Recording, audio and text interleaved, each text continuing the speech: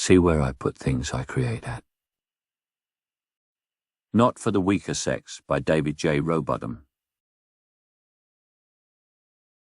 New introduction. I completed this book in 2016 and placed it in a folder named Stuff. There it sat, gathering Microsoft dust, until I upgraded my computer and had to move all my files onto an external hard drive. The file was dumped into a folder called Stuff from my old computer and forgotten about for a second time. It spent the next 7 years surrounded by zipped folders of outdated drivers, a camera folder containing grainy 3-megapixel pictures from my old Nokia and pointless desktop shortcuts I must have saved before I knew how a shortcut worked. Then a little voice inside my head said, "Hey, handsome, whatever happened to that hilarious book you wrote about men and women?" I mused back to my little voice, whose taste was impeccable. I don't know. I wonder how my thoughts and opinions have aged. So I found the folder, opened it, and began to read. I was happy to discover that my opinions had not altered much. The world, however, had moved on. In this new world of political correctness where every opinion counts, I felt that the content would not be well received. So I had two options. Read through the entire book and edit it for today's market, or say, sod that, and write a warning paragraph which places onto you the responsibility of the choosing whether or not to continue. Warning paragraph which places onto you the responsibility of choosing whether or not to continue. My views are that women and men are similar in many ways, and not similar in many other ways. If you believe that men and women are the same in every way, then please stop reading now. Okay, now they've gone. Writer's note, whoever they may be.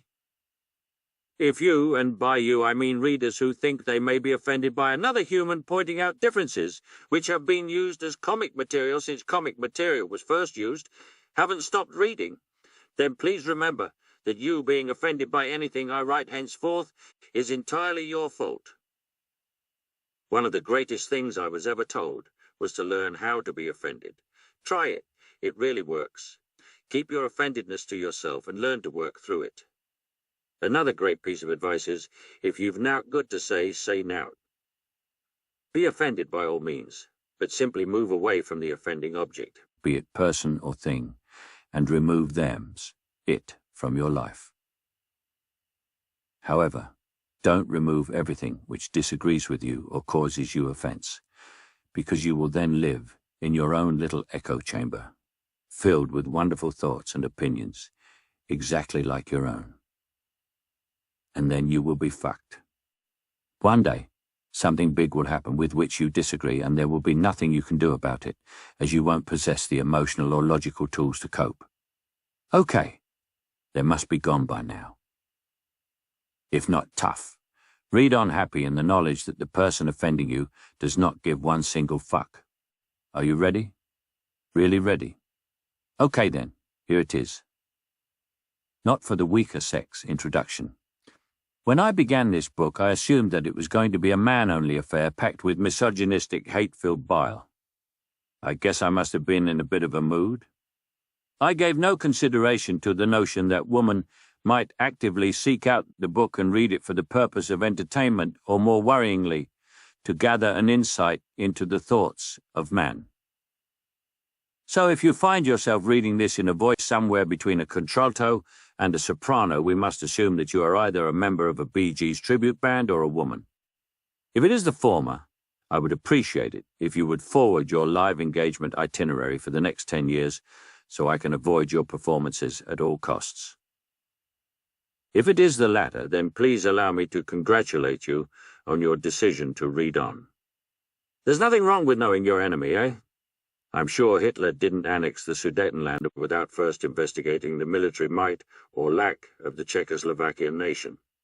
Trust me, though, we fellas will not roll over and simply allow you to peacefully take our outer Germanic borders, and with it our only defences, without at least a tiny show of resistance.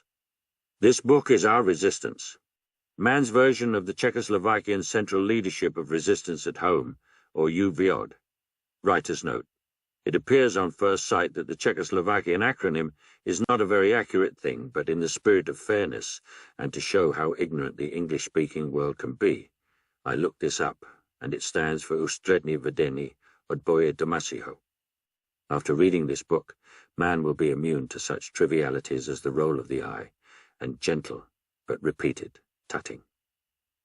He will be armed with all the resources necessary to negotiate calmly around your femininity, your sultry voices, your fleshier hips and chest, your long luscious legs and juicy red lips, the way you twirl your hair between your fingers and flutter your eyelids, your slightly tilted head and wagging tail.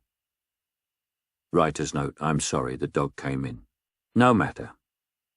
By the time man has finished this book, he'll be a hard and well-prepared nugget of wariness. A hard, well-prepared, single, unloved, misogynistic, and lonely nugget of wariness. At least that's my hope as I begin to write.